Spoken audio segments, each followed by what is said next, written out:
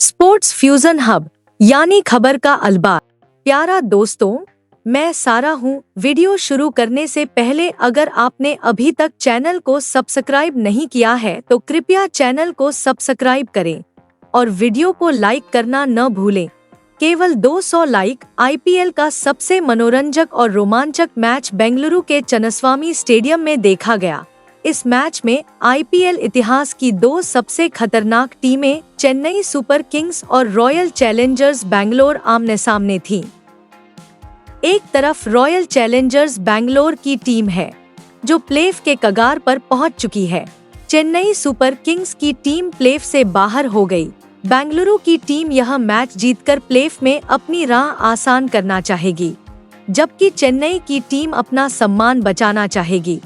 यदि इस मैच में सिक्का उछाला जाता है तो टॉस जीतकर बल्लेबाजी करें।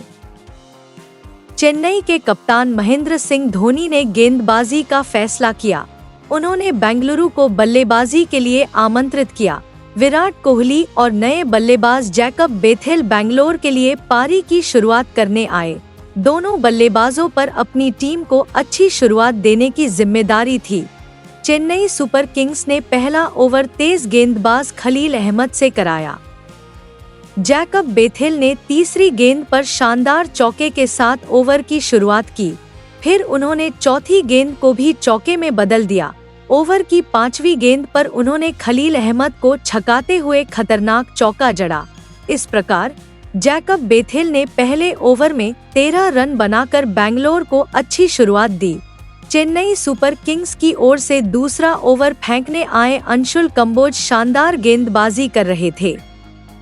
विराट कोहली और जैकब बेथेल अंशुल कंबोज की गेंद को बिल्कुल भी समझ नहीं पाए और हर रन के लिए आतुर दिखे।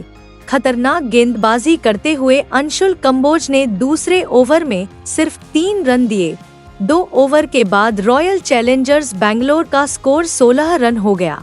तीसरे ओवर में चेन्नई सुपर किंग्स के कप्तान महेंद्र सिंह धोनी ने एक बार फिर खलील अहमद पर भरोसा दिखाया और उन्हें गेंदबाजी के लिए गेंद थमाई। ओवर की दूसरी गेंद पर जैकब बेथेल ने गगनचुंबी स्ट्राइक लगाई और बैंगलोर का स्कोर रॉकेट की गति से आगे ले गए। ओवर की चौथी गेंद पर जैकब बेथेल ने सिंगल लेकर विराट कोहली को स्ट्राइक दी। स्ट्राइक पर आते ही विराट ने सनसनीखेज शॉट मारा और खलील अहमद को चकमा दे दिया। इसके बाद भी विराट का बल्ला नहीं रुका और तीसरे ओवर की आखिरी गेंद पर उन्होंने लंबा शॉट लगाकर खलील अहमद को चलता कर दिया। खलील अहमद का यह ओवर चेन्नई सुपर किंग्स के लिए काफी महंगा साबित हुआ। दोनों बल्लेबाजों ने तीसरे ओवर में मिलकर 19 रन जोड़े। 3 ओवर के बाद बेंगलोर का स्कोर बिना कोई विकेट खोए 35 रन हो गया। बेंगलोर की शुरुआत बहुत अच्छी रही। वहीं चेन्नई की टीम विकेट की तलाश में थी। चेन्नई सुपर किंग्स विकेट की तलाश में चौथे ओवर में गेंदबाजी करने उतरी। जैकब बेथेल ने अंशुल कंबोज की पहली गेंद पर शानदार चौका लगाया। तब अंशुल कंबोज अच्छी गेंदबाजी कर रहे थे। फिर ओवर की आखिरी गेंद पर विराट कोहली ने शानदार चौका लगाकर टीम का स्कोर 4 ओवर में 46 रन तक पहुंचाया। विराट कोहली और जैकब बेथेल जिस तरह से बल्लेबाजी कर रहे थे, उससे ऐसा लग रहा था कि दोनों आज अलग अलग इरादे से मैदान पर उतरे थे। दूसरी ओर चेन्नई के कप्तान महेंद्र सिंह धोनी लगातार विकेट का इंतजार कर रहे थे। 5वें ओवर में चेन्नई की गेंदबाजी में बदलाव हुआ और इस बार कप्तान महेंद्र सिंह धोनी ने स्पिन गेंदबाज नूर अहमद को गेंद थमाई। जैकब बेथेल ने तीसरी गेंद पर चौका लगाकर उनका स्वागत किया। इसके बाद उन्होंने अगली गेंद को चौके में बदल दिया और रॉयल चैलेंजर्स बैंगलोर का स्कोर रॉकेट की गति से आगे ले गए। इसके बाद भी उनका बल्ला नहीं रुका और 5वें ओवर की आखिरी गेंद पर उन्होंने नूर अहमद की गेंद पर शानदार चौका जड़ दिया।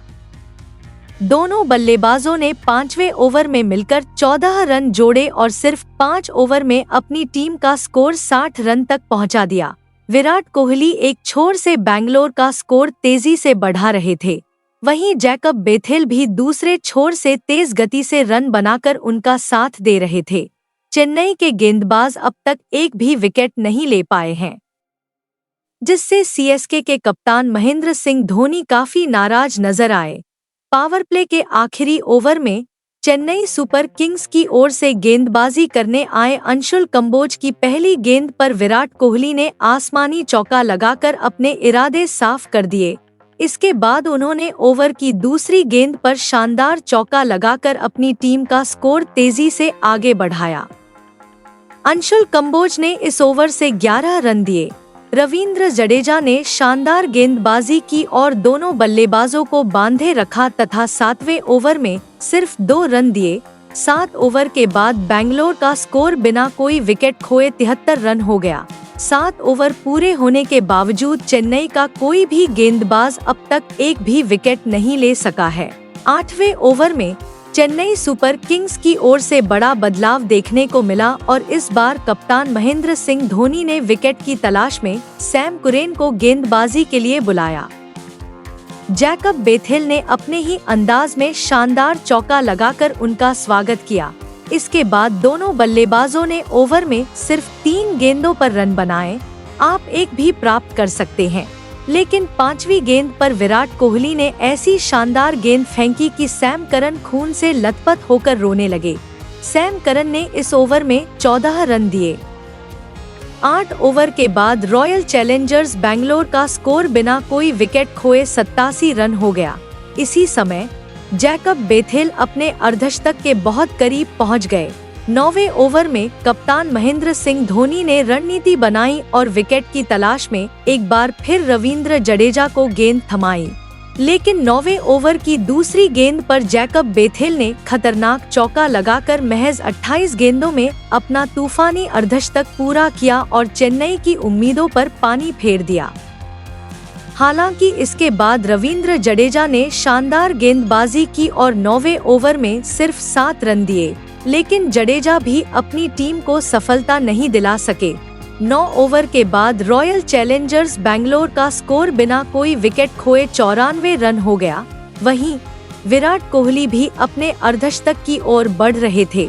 10वें ओवर में भी महेंद्र सिंह धोनी ने चेन्नई सुपर किंग्स की गेंदबाजी में बदलाव किया और इस बार मतीशा पठाना को गेंदबाजी के लिए बुलाया। मतीशा पथराना अपनी गेंदबाजी से दोनों बल्लेबाजों को चकमा दे रही थी। विराट कोहली और जैकब बेथेल सावधानी से बल्लेबाजी करके अपने विकेट बचा रहे थे। फिर 10वें ओवर की 5वीं गेंद पर मतीशा पथराना ने डेवोल्ट ब्रेविस की गेंद पर जैकब बेथेल को कैच कराकर अपनी टीम को पहली सफलता दिलाई। जैकब बेथेल को 55 रन बनाने के बाद रिटायर होना पड़ा। इस बार विराट कोहली का साथ देने के लिए देवदत्त पथिक्कल मैदान पर उतरे। मतीशा पठाना ने 10वें ओवर में सिर्फ 3 रन देकर अपनी टीम को बड़ी जीत दिला दी।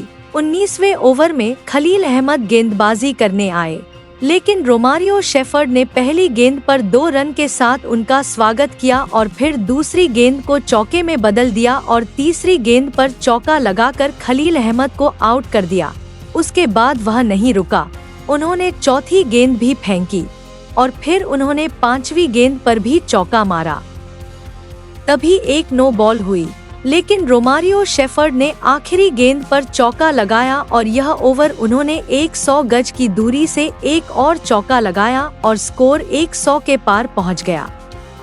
11वें ओवर में जडेजा ने लॉन्ग ऑन पर चौका लगाया और गेंद बैकवर्ड पॉइंट पर सुयश शर्मा के हाथों में चली गई।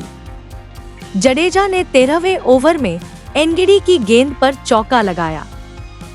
15वें ओवर में महात्रे ने भुवनेश्वर की गेंद पर 90 रन बनाए और जडेजा का अर्धशतक 29 गेंदों पर आया, लेकिन 16वें ओवर में यश दयाल ने 2 कैच छोड़ दिए। तीसरी गेंद पर महेंद्र सिंह धोनी क्रीज पर आए और उन्होंने सावधानी से 1 रन लिया, जो हैट्रिक थी।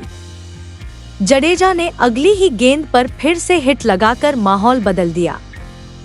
गेंद 109 मीटर लंबी थी और स्टेडियम की छत से टकराई। यही जडेजा की ताकत और सीएसके की उम्मीद थी। हालांकि ओवर में इतने धमाकों के बावजूद सिर्फ 8 रन बने और इसके बाद आयुष को 94 रन पर वापस लौटना पड़ा और वह अपने शतक से चूक गए। आयुष के आउट होने से चेन्नई की टीम निराश हो गई। जल्द ही मैच अंतिम ओवर तक पहुंच गया, जहां चेन्नई को जीत के लिए अंतिम 6 गेंदों पर 15 रन चाहिए थे। महेंद्र सिंह धोनी और रवींद्र जडेजा आगे बल्लेबाजी कर रहे थे। रजत पाटीदार ने यश दयाल को आखिरी ओवर फेंकने के लिए भेजा। दोनों बल्लेबाज पहली 2 गेंदों पर सिंगल लेने में सफल रहे। फिर यश दयाल ने तीसरी गेंद पर महेंद्र सिंह धोनी का विकेट लेकर मैच में फिर से रोमांच ला दिया।